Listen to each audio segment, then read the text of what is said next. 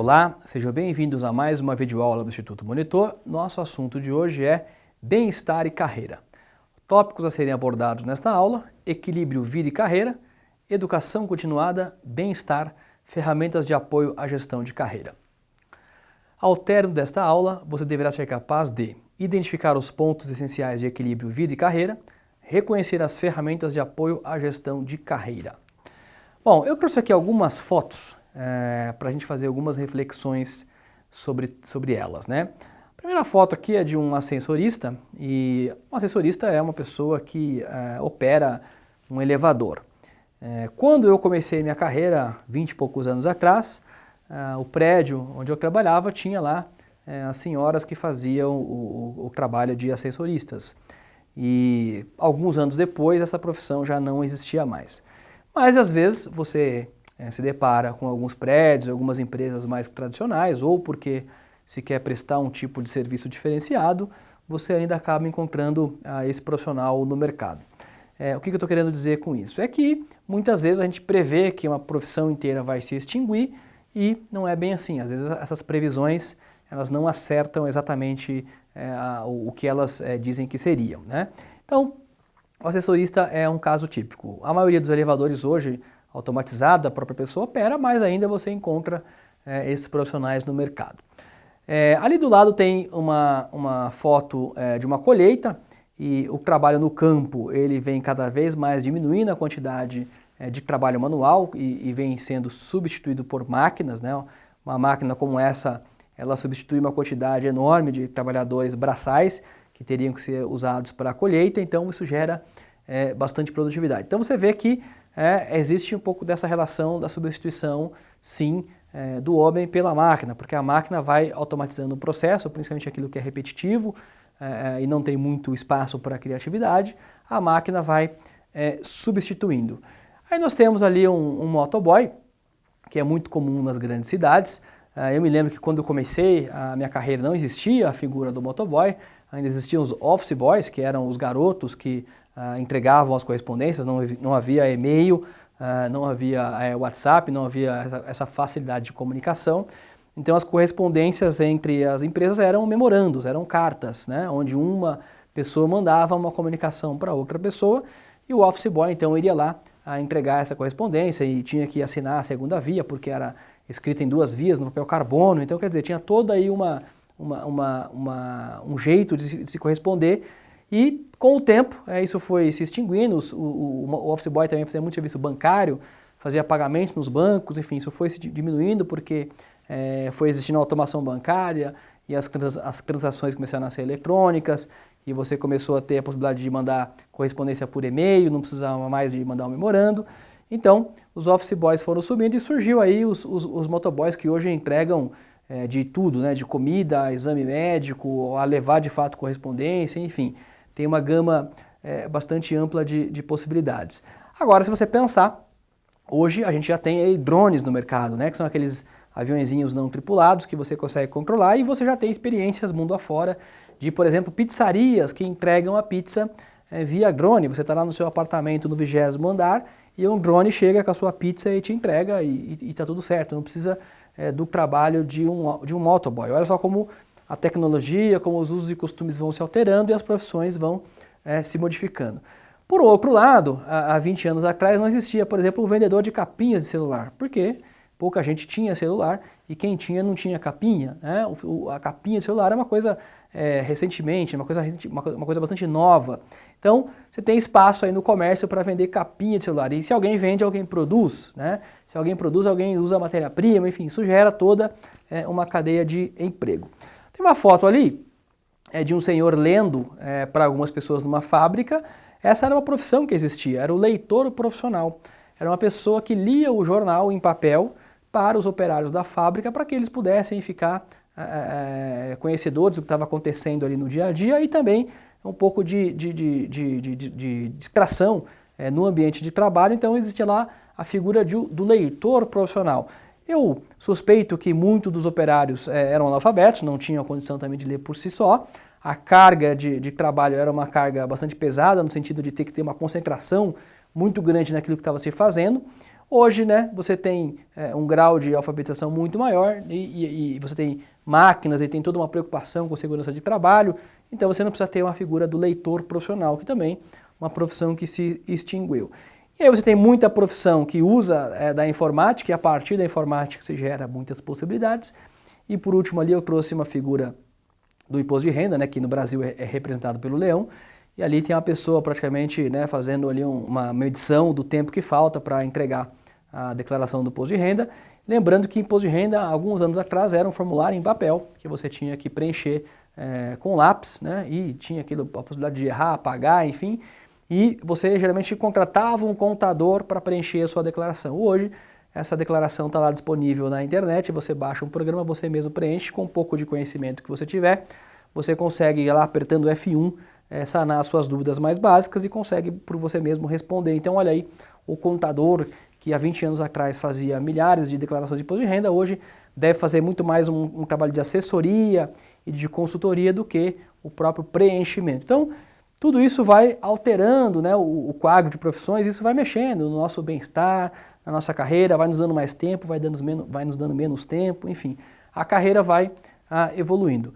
Como a gente já falou, essas coisas vão, né, acontecendo, interesse, competências, motivações, o próprio mercado, isso tudo vai sendo moldado.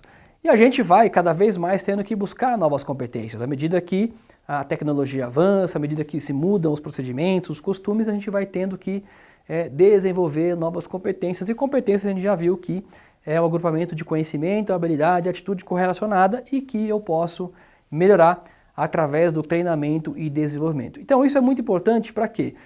Para a gente dizer que educação continuada é uma coisa que é necessária em qualquer profissão.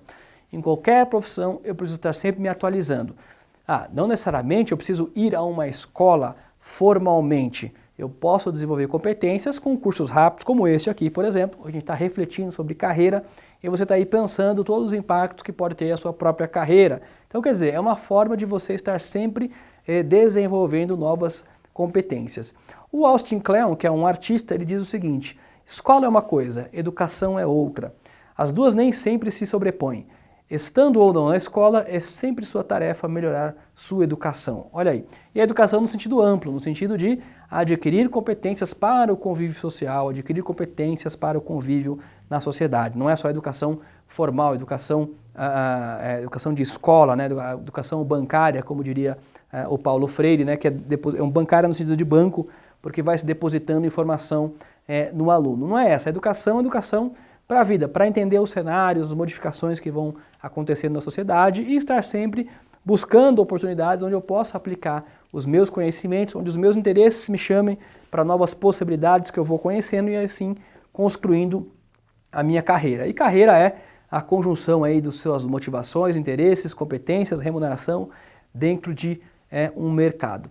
E é muito importante, quando a gente fala de bem-estar e carreira, é muito importante que a gente consiga ter uma combinação de tudo isso. Porque, olha só, quando eu tenho uma combinação entre mercado, motivação, interesse e competência, isso fica muito redondo, né? Isso fica bastante atrativo, porque eu estou combinando todos os elementos dentro da minha carreira. Portanto, o nível de bem-estar tende sempre a ser grande, porque eu estou lá com a devida remuneração, com a devida motivação, atuando no devido mercado, com o devido interesse e desenvolvendo as devidas competências. Isso está redondo, né? Está rodando legalzinho.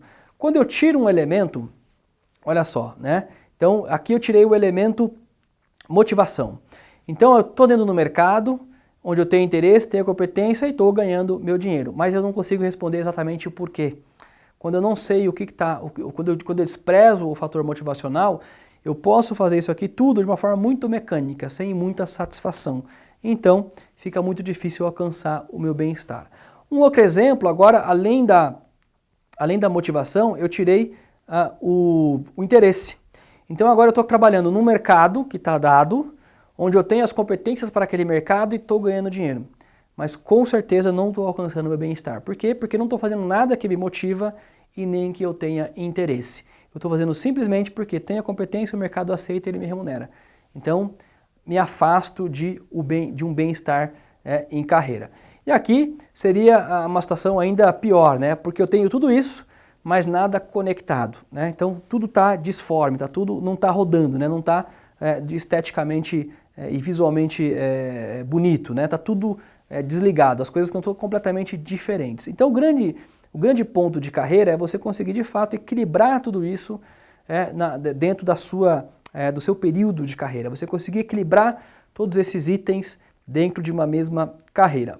Por quê? Porque eu considero o bem-estar como sendo estar satisfeito e viver bem com o ambiente, recursos e perspectivas que se tem. O que é bem-estar? Bem-estar é estar feliz comigo mesmo, com a situação onde eu vivo, com o que vivo, com quem vivo.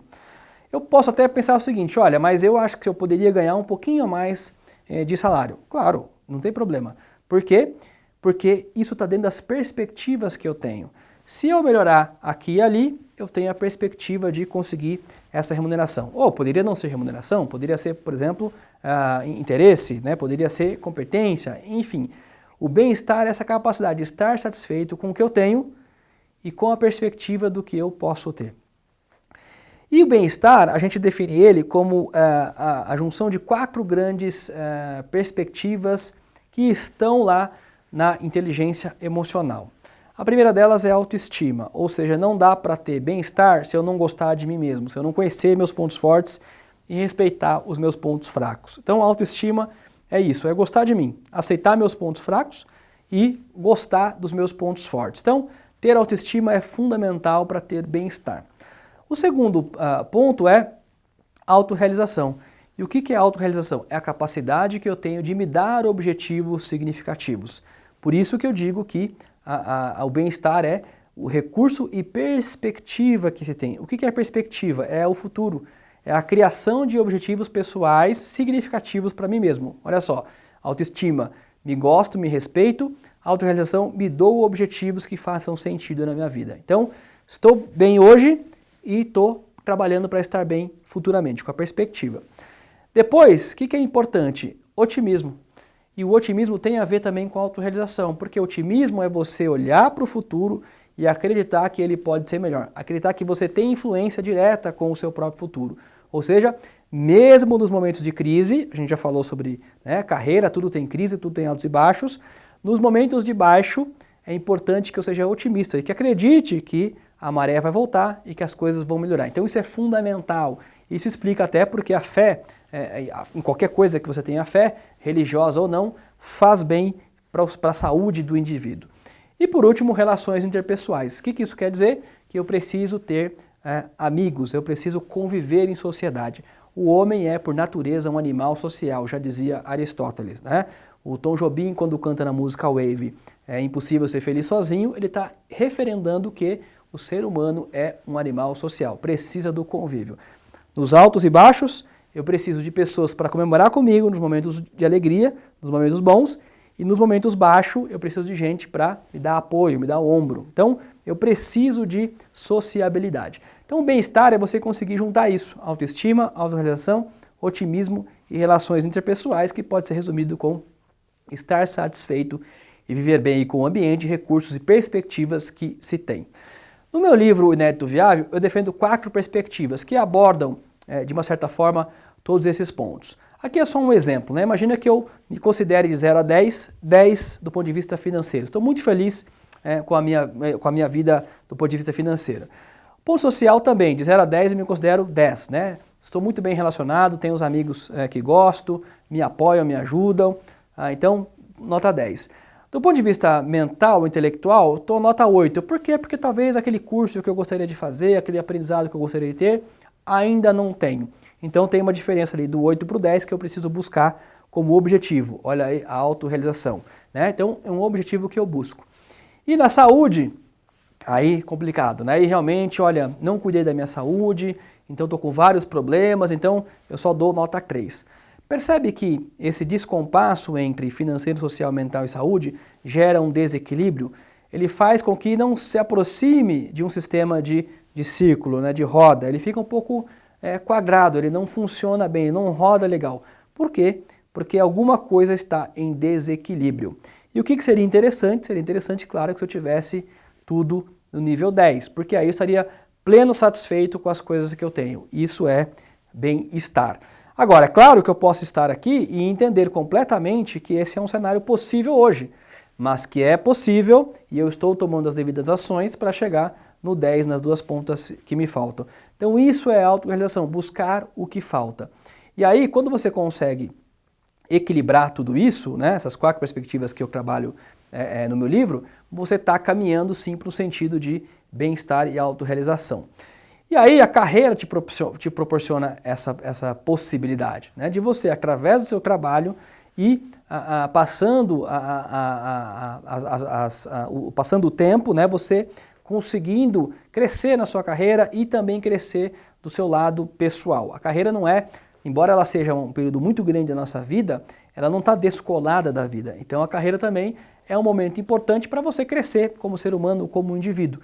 E aí tentar conciliar todas essas coisas, né, entre motivação, interesse, entre competências, né, e dentro de um mercado conseguir ter a sua satisfação financeira e, portanto, conseguir trabalhar também a sua educação financeira para que você tenha isso ao longo da sua carreira, né? Então, aquele monte de dúvidas, interrogações que a gente coloca na carreira, no fundo, o que é uma carreira bem-sucedida? É uma carreira que proporciona bem-estar para quem está dentro dela, uma carreira que consegue conciliar tudo isso e trazer bem-estar, trazer o sentido de satisfação para a vida do indivíduo.